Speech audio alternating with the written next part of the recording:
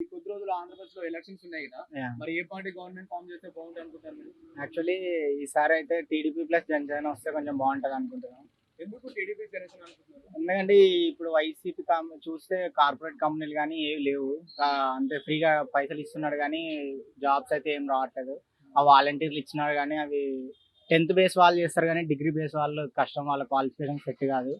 So Chandrababu Naidu వాళ్ళు వచ్చినారంటే లోకేష్ కొంచెం IT పరంగా బాగా తెలుసు. చంద్రబాబు నాయుడు మంచి ఎక్స్పీరియన్స్ ఉంది కదా! సో ఆయన ఏమైనా తెచ్చేయొచ్చు అన్నట్టు కొంచెం మాకు ట్రస్ట్ ఉంది. మరి సంక్షేమ పథకాలు గాని అవన్నీ ఎలా ఉన్నాయనుకోవచ్చు?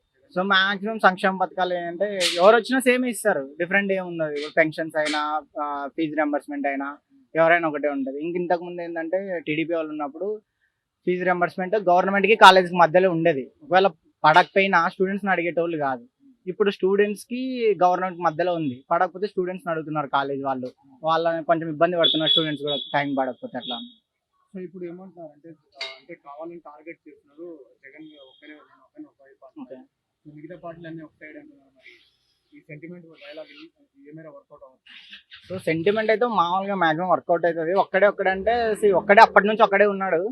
సో కొంచెం పీపుల్లో కూడా అది ఒక్కడే ఉన్నాడు అనేది అయితే ఉంటుంది ఒపీనియన్.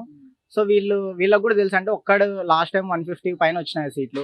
సో కష్టమని వీళ్ళకి తెలుసు గెలవడం ఆయన పైన. సో అందుకు పొత్తుకు వస్తుంది. సో మరి ఒకవేళ పూర్తిగా వస్తున్నారు కదా, మరి రేపు ఎలా ఉంటుంది అనుకుంటున్నారు? ఆంధ్రప్రదేశ్ డెవలప్మెంట్ కావచ్చు, రాయలసీమ డెవలప్మెంట్ ఎలా ఉండబోతుంది?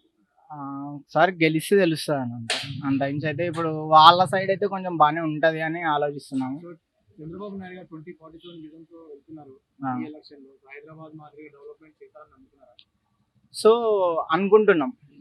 నమ్మకం అయితే అంతేం లేదు కానీ అనుకుంటున్నాం జస్ట్ చేయొచ్చు అన్నట్టు. ఓకే. పవన్ కళ్యాణ్ గారు లాస్ట్ టైం 2 చోట్ల ఓడిపోయారు కదా! ఆ, సో ఈసారి అట్లీస్ట్ గెలిచేస్తారు. ఈసారి గెలవచ్చు. ఈసారి వేవ్ బాగానే ఉంది. సో అందుకు సో మంచి మెజారిటీ రావచ్చు అనుకుంటున్నారు టీడీపీ జనసేనకి. మెజారిటీ అయితే మళ్ళీ అంత ఎక్కువ రాకపోవచ్చు కానీ గెలవచ్చు అనే నమ్మకం అయితే ఉంది ఈసారి. ఓవరాల్ ఒక్క మాటలో నెక్స్ట్ టీం ఎవరు? వీళ్ళే టీడీపీ ప్లస్ జనసేన వాళ్ళ ఇంటర్మీడియట్ అంతే.